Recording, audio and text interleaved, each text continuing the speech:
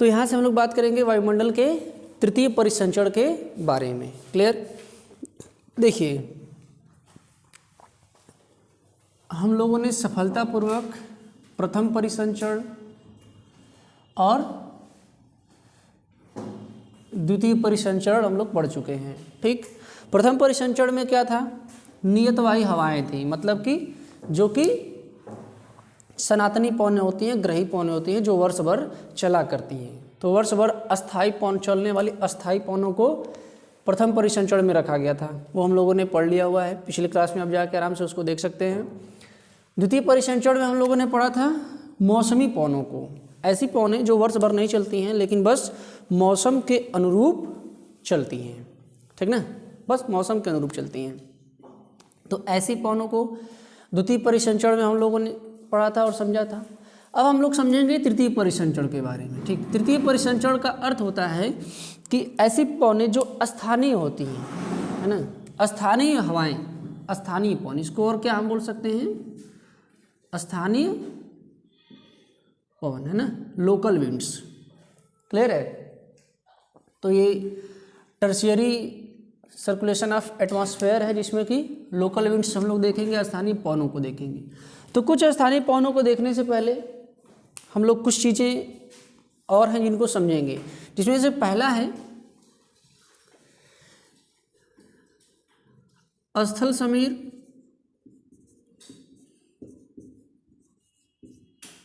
और समुद्र समीर।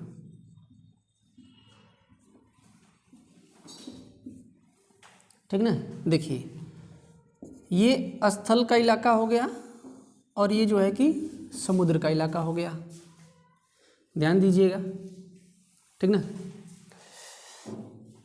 स्थल दिन के समय अत्यधिक गर्म हो जाता है, स्थल दिन के समय अत्यधिक गर्म हो जाता है। तो यहाँ की जो स्थल की हवा होती है वो गर्म होकर के ऊपर की तरफ चली जाती है। तो यहाँ की हवा गर्म होकर के जब ऊपर की तरफ चली जाती है तो समुद्र उस समय क्या होता है? ठंडा होता है। समुद्र के ऊपर की हवा भी क्या होती है? ठंडी होती है। तो समुद्र के ऊपर की हवा ठंडी होती है तो ये इसका स्थान लेने के लिए इधर की ओर दौड़ पड़ती है। ठीक ना, तो समुद्र से स्थल की तरफ चलने वाली हवाओं को, जो ये सर्कुलेशन होता है इस प्रकार से, इसको बोलते हैं समुद्र समीर। ठीक, वही रात्रि में क्या होता है कि हमारा स्थल जल्दी ठंडा हो जाता है और समुद्र के ऊपर का जो तल है वो जल्दी ठंडा नहीं होता। तो इस दशा में क्या होता है, रात्रि के समय स्थल से हवाएं चलने लगती हैं समुद्र की तरफ। स्थल से हवाएं किधर चलती हैं? समुद्र की तरफ। इन हवाओं को स्थल समीर कहा जाता है। ठीक, क्लियर है? तो बहुत ज़्यादा कुछ नहीं है, आसान है समझना बिल्कुल। समुद्र से स्थल की तरफ चलने वाली हवाओं को समुद्र समीर, ठीक ना, या जल समीर, और स्थल से समुद्र की तरफ चलने वाली हवाओं को स्थल समीर बोला जाता है। क्लियर है? ठीक, ये सी ब्रीज और ये लैंड ब्रीज। क्लियर? चलती क्यों है? देखिए, दिन के समय स्थल ज़्यादा गर्म हो जाते हैं और दिन के समय जब स्थल ज़्यादा गर्म हो जाते हैं तो इनके ऊपर की हवा भी गर्म हो जाती है और ऊपर चली जाती है, हल्की होकर ऊपर चली जाती है। तो इनका स्थान लेने के लिए समुद्र, जो बगल में जो समुद्र होता है, इधर से हवाएं चलना स्टार्ट कर देती हैं। ठीक, तो इस प्रकार की चलने वाली हवाओं को क्या बोलते हैं? समुद्र समीर बोलते हैं। ठीक, एक चीज़ और समझ लीजिए, कभी कभी क्या होता है कि इस प्रकार के हवाओं के चलने के कारण, ठीक ना, समुद्र समीर जब चलती है कभी कभी, या जब स्थल समीर चलती है कभी कभी, तो समुद्रों में जो द्वीप मौजूद होते हैं, ठीक ना, समुद्रों में जो द्वीप मौजूद होते हैं, इन हवाओं के प्रभाव में आकर के इन द्वीपों के ऊपर कभी कभी कुछ एक्स्ट्रा बादल हमें देखने को मिलते हैं। तो पूरे समुद्र के ऊपर हमें बादल देखने को नहीं मिलेंगे, लेकिन इन द्वीपों के ऊपर हमें बादल देखने को मिलते हैं। तो जब इन द्वीपों के ऊपर हमें बादल देखने को मिलते हैं तो ये एटॉल की तरह हमें दिखाई देते हैं, इसलिए इन बादलों को एटॉल क्लाउड्स कहा जाता है। क्या बोला जाता है? एटॉल क्लाउड्स, या इसको बोलते हैं ऑडल मेघ। ऑडल मेघ का भी नाम दिया जाता है। देखिए, फिजिकल ज्योग्राफी में सारी चीज़ें हमने आपको पढ़ाई हुई हैं, लेकिन ये चीज़ जो है कि वहाँ पे नहीं पढ़ाया जाता है ना। क्यों?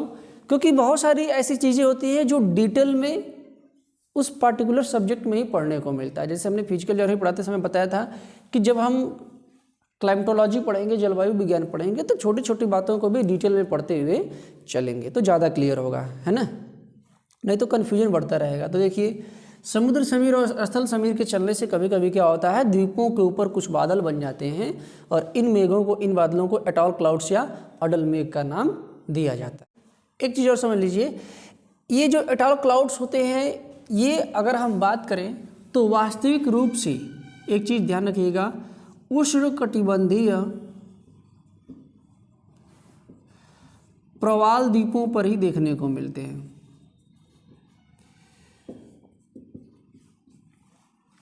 ठीक ना, अडल क्लाउड्स जो होते हैं, जो अडल मेघ होते हैं, वो उष्णकटिबंधीय प्रवाल द्वीपों पर हमें ज़्यादातर देखने को मिलते हैं, मैक्सिमम उसी पे दिखते ही हैं। तो ये चीज़ भी आप क्या करेंगे, ध्यान में रखेंगे। प्रवाल द्वीप क्या होते हैं, ऐसे द्वीप है ना जो प्रवालों के कारण बन जाते हैं। जैसे कि आपका भारत का क्या है, लक्षद्वीप है। लक्षद्वीप एक प्रवाल द्वीप है, ठीक ना। तो प्रवालों के कारण जो है कि जो द्वीप बनते हैं, उन द्वीपों के ऊपर जो हमें बादल दिखाई देते हैं, उन बादलों को एटॉल क्लाउड्स या अडल मेघ का नाम दिया जाता है। ये तो हो गया ये चीज़। एक और चीज़ समझिए यहाँ से, पर्वत समीर,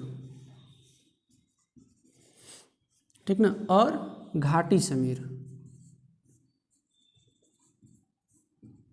ठीक, पर्वत समीर और घाटी समीर, ठीक, यानी कि माउंटेन ब्रिज, ठीक ना, माउंटेन ब्रिज। देखिए, पर्वत समीर क्या होता है, कभी कभी पहाड़ों के ऊपर से, है ना, हवा जो है कि नीचे की तरफ चलती है। पहाड़ों पर जब बर्फबारी हो जाती है, पहाड़ों पर क्या हो जाती है, बर्फबारी। तो जब पहाड़ों पर बर्फबारी हो जाती है, तो पहाड़ों पर होने वाली बर्फबारी की वजह से यहाँ की हवा ऊपर की क्या हो जाती है, ठंडी हो जाती है और ये नीचे की तरफ भागना चालू कर देती है। तो पर्वत से घाटी की तरफ चलने वाली जो समीर होती है, जो हवा होती है, जो पवन होती है, उसको बोलते हैं पर्वत समीर। क्लियर, ठीक ना। और ये नीचे घाटियाँ हैं, घाटियों में जब ठंडी हवा कभी कभी हो जाती है, तो जब ऊपर की तरफ चलने लगती है तो इसको बोलते हैं घाटी समीर। ये सामान्य रूप से हम जानते हैं कि इसको बोलते हैं, लेकिन एक नाम याद रखिएगा, त्रिवार्था महोदय का, ठीक ना। त्रिवार्था महोदय ने कहा कि वास्तव में घाटी समीर ये नहीं है, ठीक ना।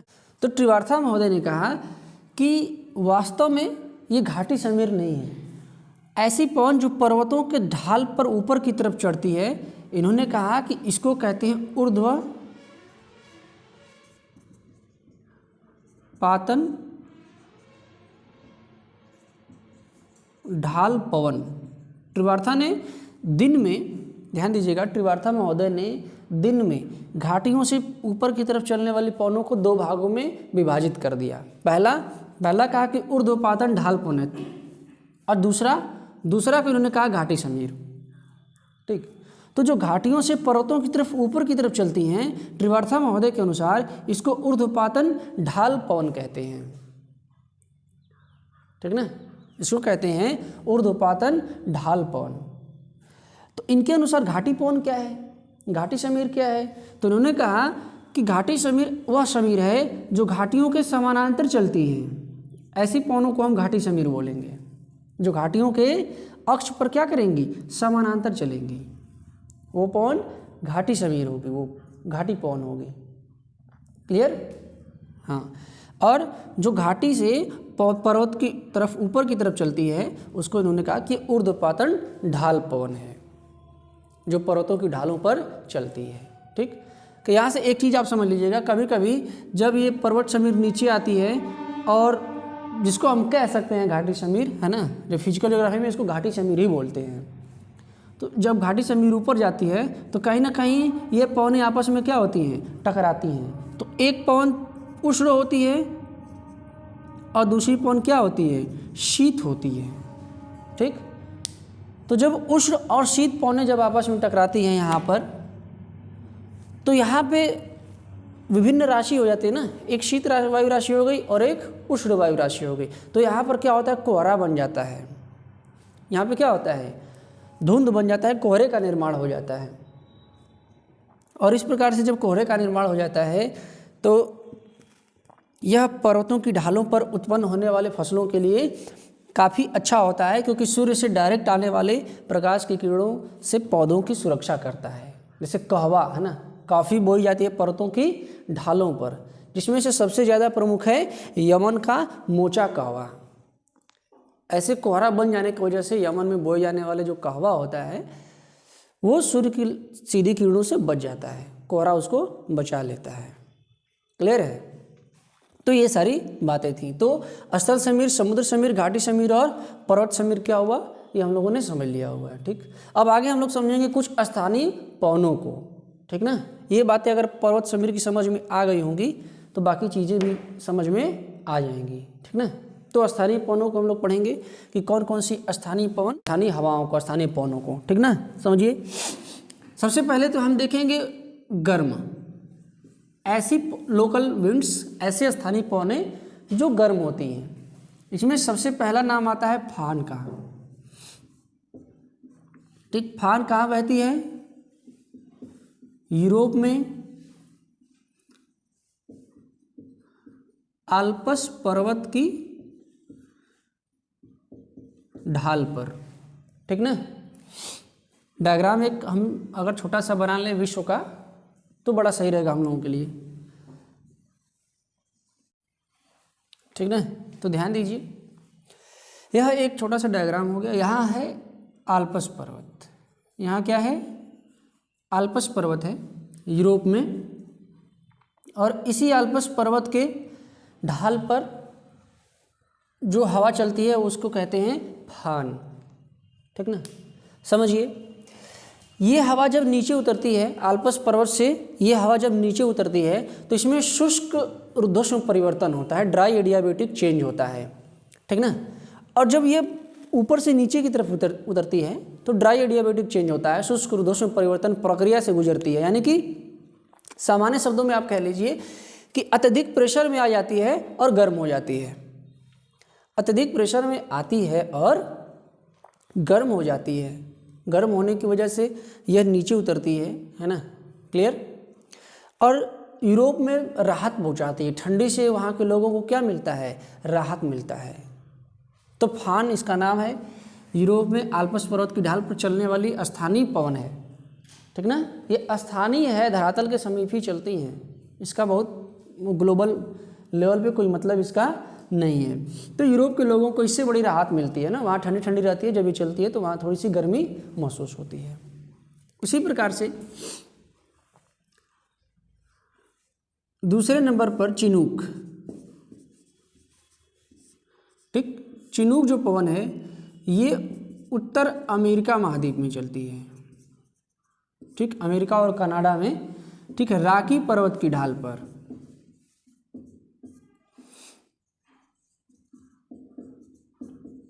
रॉकी पर्वत की ढाल पर चलने वाले। ठीक है, देखिए ये है रॉकी पर्वत, और यहाँ इस पर्वत की ढाल से नीचे उतरती है कौन, चिनूक।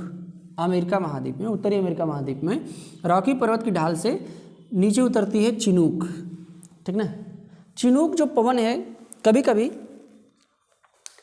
इसका तापमान 40 डिग्री फ़ारेनहाइट तक हो जाता है, मतलब अत्यधिक बहुत ज़्यादा जो है गर्म हो जाती है ना। 24 घंटे में गर्म होने का रिकॉर्ड भी है इसके पास, कि 24 घंटे में ही इतने डिग्री सेल्सियस ये पवन क्या हो गई, गर्म हो गई। यह पवन जो है 24 घंटे में, 24 आवर्स में 22 डिग्री सेल्सियस तक गर्म हो जाती है।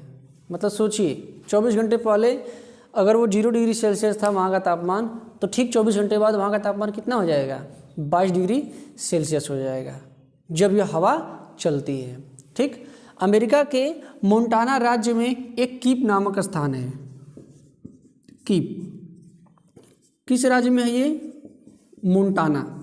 मोंटाना में कीप नामक स्थान है, और इस स्थान पर चिनूक हवा के कारण केवल 7 मिनटों में, याद रखिएगा, केवल 7 मिनटों में 19 डिग्री सेल्सियस तापमान बढ़ने का असाधारण रिकॉर्ड दर्ज किया गया है चिनूक के कारण, ठीक ना। तो यह एक गर्म हवा है और यह हवा जब ऊपर से नीचे की तरफ चलती है तो घाटियों में पड़ी बर्फ़ को पिघला देती है। घाटियों में पड़ी बर्फ़ को क्या करती है?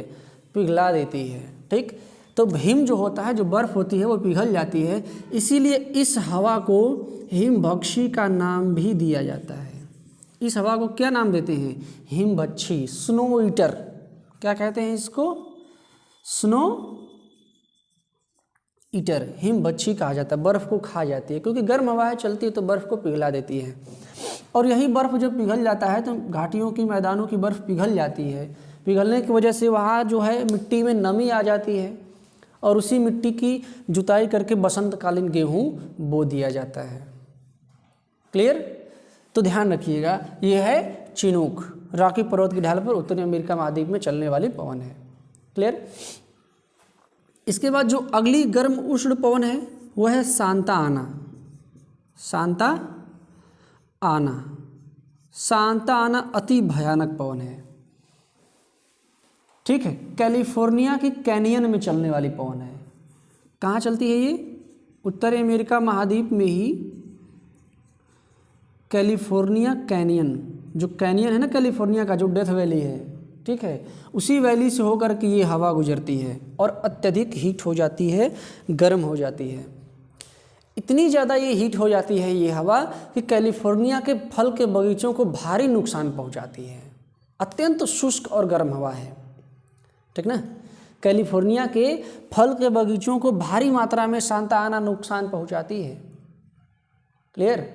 और वहाँ के जंगलों में कभी कभी तो इससे आग भी लग जाती है, पेड़ सूख जाते हैं। जब ये हवा चलती है तो जंगलों में जो पेड़ होते हैं वो सूख जाते हैं, आग लग जाती है। तो ये हवा जो है कि सांता आना बेहद ही खतरनाक है, याद रखिएगा। क्लियर? जापान में, जापान यहाँ पड़ता है, जापान में इसी प्रकार की हवा चलती है, ठीक ना। और जापान में चलने वाली इस प्रकार की हवा को क्या बोलते हैं? यामो का नाम दिया जाता है, यामो। जापान में इस प्रकार जो हवा चलती है उसका नाम दिया जाता है यामो। तो यामो जापान में चलने वाली गर्म स्थानीय पवन है। इसी प्रकार यामो की तरह ही जो, मतलब कि सांता आना की तरह जो गर्म हवा चलती है, 5वें नंबर पे है ना, जो गर्म हवा ये चलती है जापान में, ठीक। और जोंडा, जोंडा कहते हैं अर्जेंटीना में, ठीक। इसी प्रकार की चलने वाली गर्म हवा को अर्जेंटीना में, यानी कि यहाँ पर एंडीज पर्वत से जो नीचे पैटागोनिया के मरुस्थल में उतरती है, इन हवाओं को क्या बोला जाता है? जोंडा बोला जाता है, याद रखिएगा। ये भी गर्म हवा है। क्लियर? इसके बाद सिराको, सिराको ध्यान दीजिएगा, ठीक ना। सिराको यहाँ पर सहारा मरुस्थल से, सिराको सहारा मरुस्थल से भूमध्य सागर की तरफ चलने वाली एक गर्म और शुष्क पवन है। सिराको सहारा मरुस्थल से भूमध्य सागर की तरफ चलने वाली गर्म और शुष्क पवन है। ये जब पवन चलती है तो इसी पवन से रक्त वर्षा भी होती है। क्या होती है? रक्त वर्षा। खून की बारिश होती है क्या? नहीं, खून की बारिश नहीं होती, बल्कि सहारा मरुस्थल से ये पवन क्या करती है? रेत और धूल के कण को उठा लेती है और जब भूमध्य सागर में पहुंचती है तो वहाँ सागरों से प्राप्त नमी के कारण बारिश होती है। तो उसी बारिश के में जो है कि सहारा मरुस्थल के जो धूल के कण होते हैं, जो रेत होते हैं, वो पूरा का पूरा बारिश हो जाता है भूमध्य सागर में। यानी कि भूमध्य सागर में एक देश पड़ता है इटली, इटली इससे सर्वाधिक प्रभावित होता है। तो कहते हैं कि ब्लड रेन हो रहा है, रक्त वर्षा हो रही है, ठीक ना। जितने भी धूल कण होते हैं वो सब के सब बारिश हो जाती है। कहाँ पे? इटली में, ठीक। और इटली की जो हवा है वो बिल्कुल ख़राब हो जाती है, सांस लेने के लायक भी नहीं रहती। तो ये है सिराको। सहारा मरुस्थल से इधर की तरफ चलने वाली एक हवा है, इसको कहते हैं हरमट्टन। क्या कहते हैं? हरमट्टन कहते हैं, ठीक ना। हरमट्टन सहारा मरुस्थल से गिनी की तट की तरफ चलने वाली, सहारा मरुस्थल से गिनी तट की तरफ चलने वाली हवा है हरमट्टन। यह शीतकाल में चलती है लेकिन गर्म है, ध्यान रखिएगा। हरमट्टन गर्म और शुष्क पवन है लेकिन चलती कब है? शीतकाल में चलती है और सहारा मरुस्थल से चल करके गिनी तट की तरफ आती है। तो इससे गिनी के जो निवासी होते हैं वो गर्मी से बड़ा परेशान रहते हैं। वहाँ का जो मौसम होता है वो आर्द्र होता है ना। तो आर्द्र मौसम में ये कि यहाँ के लोग बड़ी परेशान रहते हैं, लेकिन यह जब गर्म हवा चलती है तो वहाँ का मौसम क्या हो जाता है? शुष्क हो जाता है। तो यहाँ के लोगों को बड़ी राहत मिलती है। बीमार वगैरह लोग पड़े रहते हैं तो इस हवा के कारण उनके स्वास्थ्य में भी क्या होता है? सुधार होता है। तो उनके स्वास्थ्य में भी सुधार होता है, इसलिए इस हवा को डॉक्टर पवन का नाम दिया जाता है। क्या कहते हैं इसको? डॉक्टर पवन भी कहते हैं। क्लियर ना? तो समझिएगा। तो सहारा मरुस्थल से गिनी तट की तरफ चलने वाली हवाओं को क्या बोलते हैं? डॉक्टर पवन कहते हैं। ठीक, हरमट्टन है, हरमट्टन को डॉक्टर पवन का नाम दिया जाता है। एक और हवा है जो मिस्र में चलती है, खमसिन। मिस्र में चलने वाली हवा क्या है? खमसिन। ठीक ना, खमसिन भी गर्म और शुष्क हवा है। ये कहाँ चलती है? मिस्र में चलती है। ठीक, अरब के मरुस्थल में चलने वाली गर्म हवाओं को कहा जाता है सिमूम। अरब के मरुस्थल में चलने वाली गर्म हवा को कहते हैं सिमूम। तो ये सारी की सारी हवाओं को आपको क्या करना है? याद रखना है। हाँ, ध्यान दीजिएगा एक और बात, ये जो हरमट्टन जो इधर नीचे की तरफ चलती है ना, ऐसी ही हवा चलती है यहाँ पे स्पेन में। ठीक, और ये मदारी और कनारी द्वीप समूह के पास में है ना। तो स्पेन में चलने वाली इस प्रकार की गर्म हवा को कहते हैं लेवेश। क्या कहते हैं? लेवेश। और कनारी के पास चलने वाली इस प्रकार की हवा को लेस्टे कहते हैं या लेस्ट कहते हैं। याद रखिएगा। स्पेन में ये कहाँ चलती है? स्पेन में। स्पेन में चलने वाली हवा है लेवेश और कनारी द्वीप समूह के पास चलने वाली हवा को क्या कहते हैं? लेस्ट। ये दोनों ही हवाएं क्या हैं? गर्म हवाएं। जो भी हम अब तक बता रहे हैं ना, ये गर्म स्थानीय पवनें ही हैं। तो ध्यान में इनको रखना है। कुछ हवाएं और हैं, जैसे देखिए ऑस्ट्रेलिया में चलने वाली मरुस्थल से, ऑस्ट्रेलिया में मरुस्थलों से चलने वाली हवाओं को ब्रिक फील्डर का नाम दिया जाता है। क्या नाम देते हैं? Brick fielder. Brick fielder.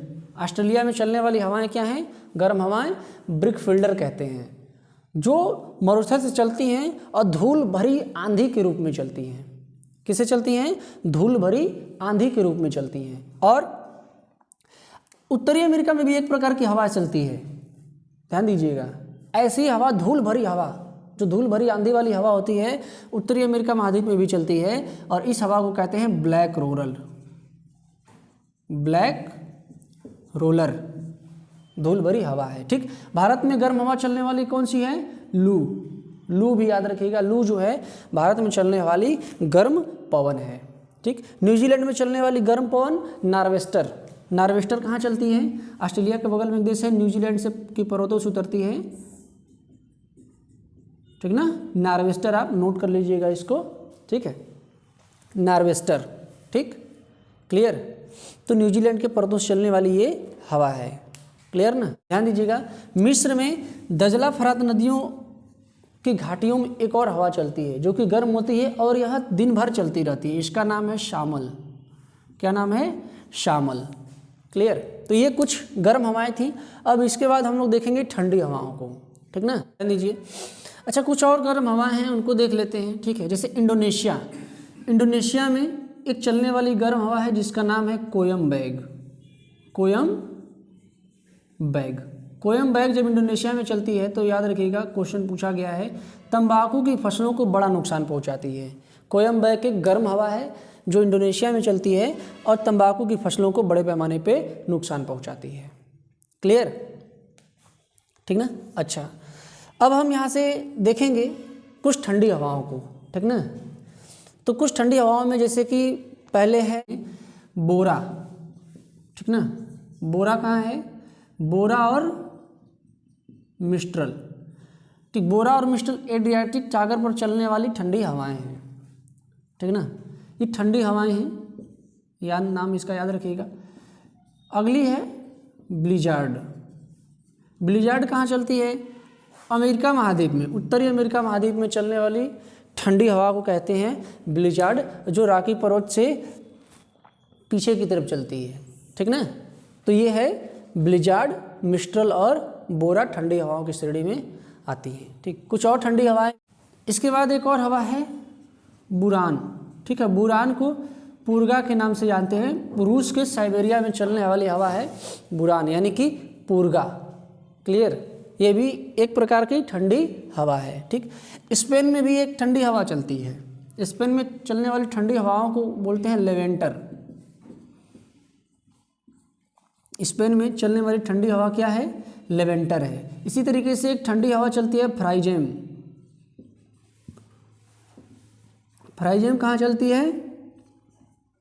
Brazil में। तो ब्राज़ील में चलने वाली ठंडी हवा को कहते हैं फ्राइजेम, याद रखिएगा।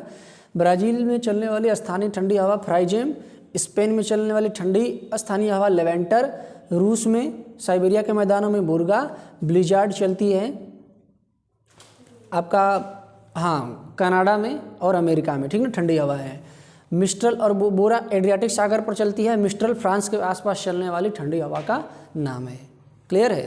तो इस प्रकार से काफ़ी कुछ गर्म और कुछ ठंडी हवाओं को हम लोगों ने क्या किया है, समझा है और देखा है। तो इतना आप याद रखिएगा, कंठस्थ कर लेंगे, इसको नोट कर लेंगे, है ना। और कहीं पर भी कोई समस्या आती है तो आप कमेंट करके बताइए क्या दिक्कत आ रही है ना। और किस प्रकार से चीज़ों की तैयारी करनी है वो धीरे धीरे हम बता ही रहे हैं, एक एक करके सारी चीज़ों को क्या कर रहे हैं, कवर करते हुए चले जा रहे हैं, ठीक ना। तो आज की क्लास यहीं ख़त्म करते हैं, अगले दिन नेक्स्ट टॉपिक पे अगली क्लास लेंगे, ठीक ना। तो चैनल को लाइक, शेयर और सब्सक्राइब ज़रूर करिएगा, ताकि आने वाली अगली क्लासेस आप तक फर्स्ट नंबर पे तुरंत जो है मिल जाया करें, आपको ढूंढने की ज़रूरत नहीं पड़ेगी, क्लियर है।